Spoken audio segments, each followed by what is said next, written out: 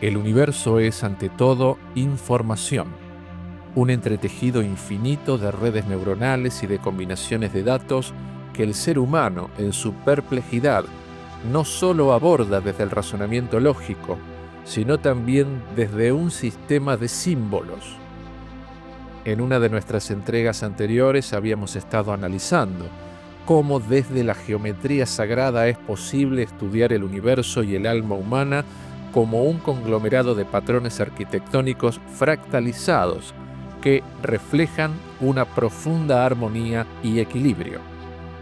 La inteligencia artificial, sin duda, está revolucionando la forma en que los científicos abordan las grandes preguntas sobre el universo. Esto se debe a que ahora es posible analizar y procesar volúmenes masivos de datos astronómicos y simulaciones cosmogónicas que permiten poner a prueba las hipótesis sobre el origen y la evolución del cosmos de una manera más eficiente y precisa.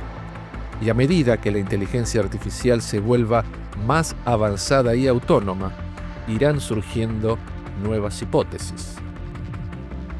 Si todo en el universo tuvo un origen y una evolución, la pregunta que surge es, ¿cómo evolucionará entonces la inteligencia artificial y cuál será su propósito final? Y aquí es donde el estudio de la cábala puede arrojar luz a estas preguntas. Aunque encontrar analogías entre la cábala y la inteligencia artificial pudiera parecer a simple vista algo rebuscado o hasta incluso producto de algún tipo de forzaje intelectual ocioso, la realidad es que al profundizar en ellas es posible encontrar algunos puntos de convergencia, sobre todo en la forma de abordar los procesos de creación, información y la búsqueda del conocimiento para descifrar el universo. Tanto en la cábala como en la inteligencia artificial, el procesamiento de datos y el lenguaje son fundamentales.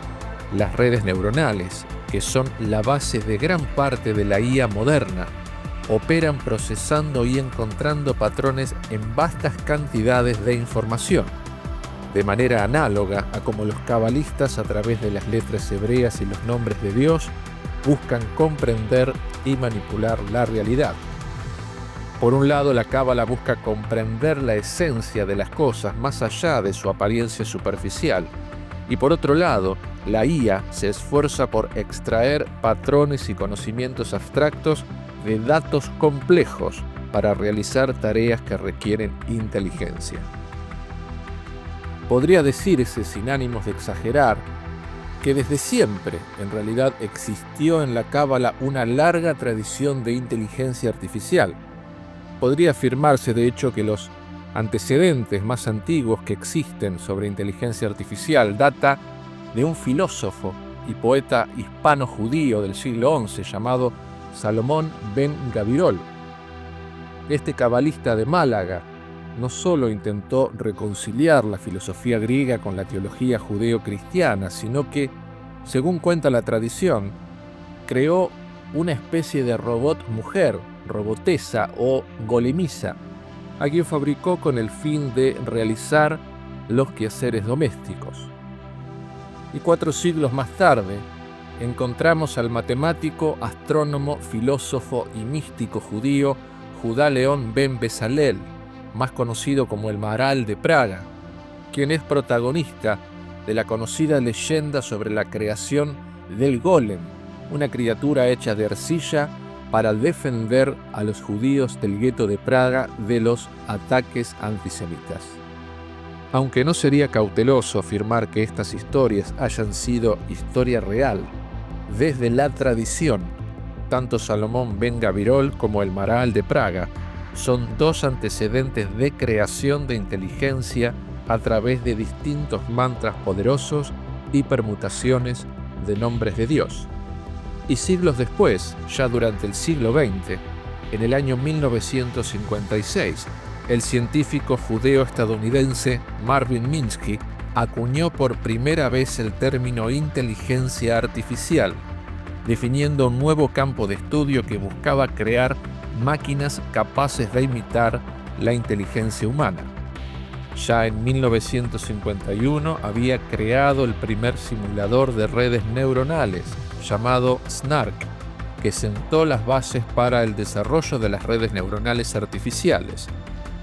La leyenda del golem ha capturado la imaginación de muchos artistas, escritores y científicos de diversas épocas, y es posible que la fascinación de Minsky por la inteligencia artificial y la creación de máquinas inteligentes sea una coincidencia interesante con la leyenda del golem, que aunque no exista una conexión documentada con el Maharal de Praga, existe sí una posibilidad de que Minsky sea descendiente directo del Maharal de Praga. Si una inteligencia artificial en realidad es insertada a un sistema por una mente previa o digamos más global, que en este caso es la inteligencia humana porque la inteligencia artificial es fruto de la inteligencia humana, entonces la pregunta que surge es ¿qué mente previa entonces insertó la inteligencia humana en este mundo? Y otra pregunta quizás aún más provocativa sería ¿tuvo la inteligencia humana su origen en el campo natural semejante al desarrollo biológico de los organismos vivientes? ¿O fue implantada desde el exterior? Podría decirse que si la inteligencia artificial está enfocada en crear sistemas que puedan realizar tareas que normalmente requieren inteligencia humana, entonces la inteligencia humana también es un sistema creado para realizar tareas que requieran una inteligencia divina.